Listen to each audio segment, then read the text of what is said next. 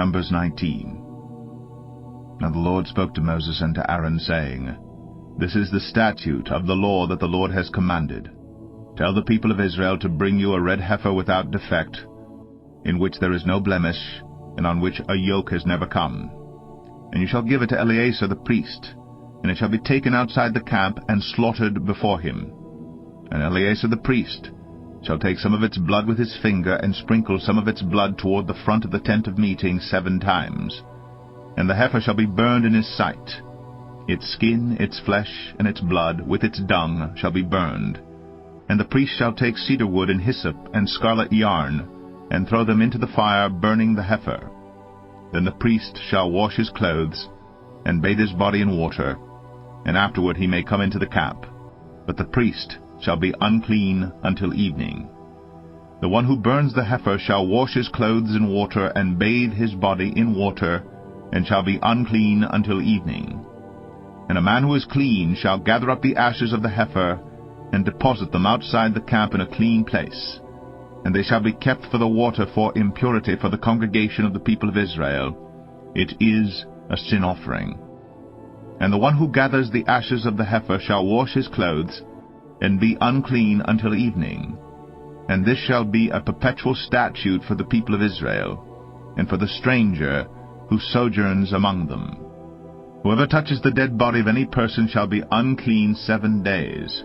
He shall cleanse himself with the water on the 3rd day and on the 7th day, and so be clean. But if he does not cleanse himself on the 3rd day and on the 7th day, he will not become clean.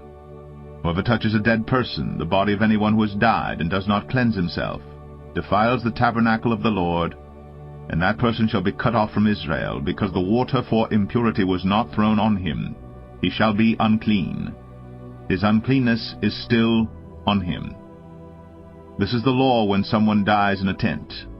Everyone who comes into the tent, and everyone who is in the tent, shall be unclean 7 days. And every open vessel that has no cover fastened on it is unclean. Whoever in the open field touches someone who is killed with a sword, or who died naturally, or touches a human bone or a grave, shall be unclean 7 days. For the unclean they shall take some ashes of the burnt sin offering, and fresh water shall be added in a vessel. Then a clean person shall take hyssop and dip it in the water, and sprinkle it on the tent, and on all the furnishings, and on the persons who were there, and on whoever touched the bone, or the slain, or the dead, or the grave. And the clean person shall sprinkle it on the unclean on the 3rd day and on the 7th day. Thus on the 7th day he shall cleanse him, and he shall wash his clothes, and bathe himself in water, and at evening he shall be clean. If the man who is unclean does not cleanse himself, that person shall be cut off from the midst of the assembly, since he has defiled the sanctuary of the Lord, because the water for impurity has not been thrown on him. He is unclean. And it shall be a statute forever for them. The one who sprinkles the water for impurity shall wash his clothes, and the one who touches the water for impurity shall be unclean until evening. And whatever the unclean person touches shall be unclean, and anyone who touches it shall be unclean until evening. Numbers 20. And the people of Israel, the whole congregation, came into the wilderness of Zin in the 1st month. And the people stayed in Kadesh, and Miriam died there, and was buried there. Now there was no water for the congregation, and they assembled themselves together against Moses and against Aaron, and the people quarreled with Moses, and said, Would that we had perished when our brothers perished before the Lord.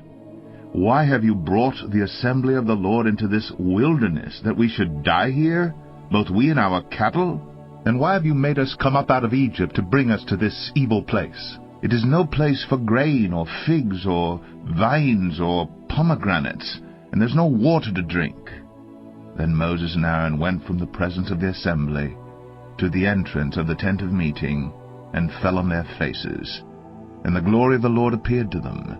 And the Lord spoke to Moses, saying, Take the staff, and assemble the congregation, you and Aaron your brother, and tell the rock before their eyes to yield its water. So you shall bring water out of the rock for them, and give drink to the congregation and their cattle. And Moses took the staff from before the Lord, as he commanded him.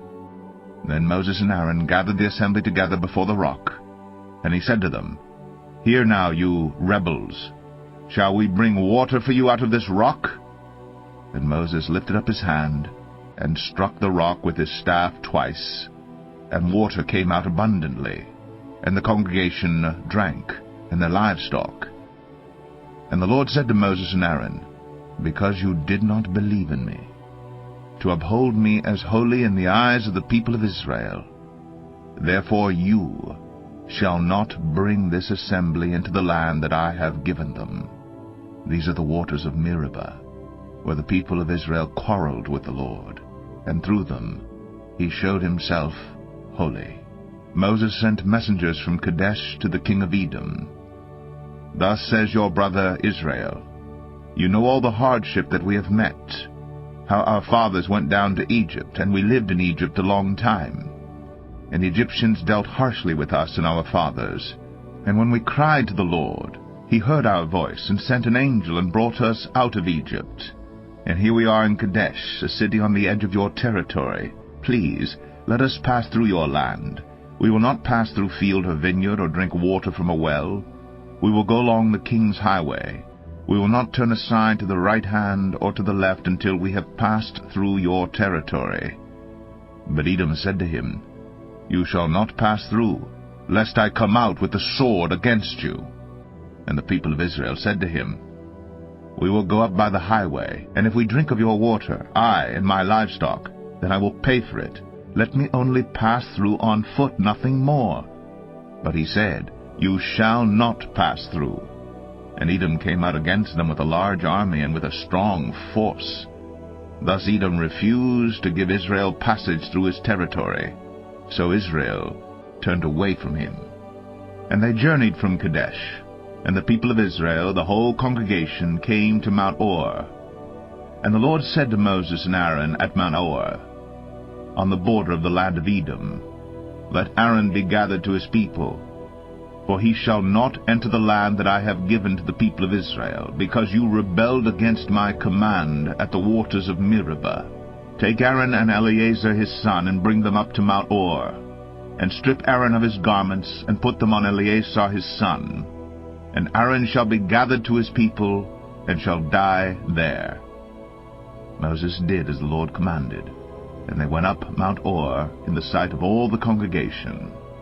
And Moses stripped Aaron of his garments, and put them on Eleazar his son.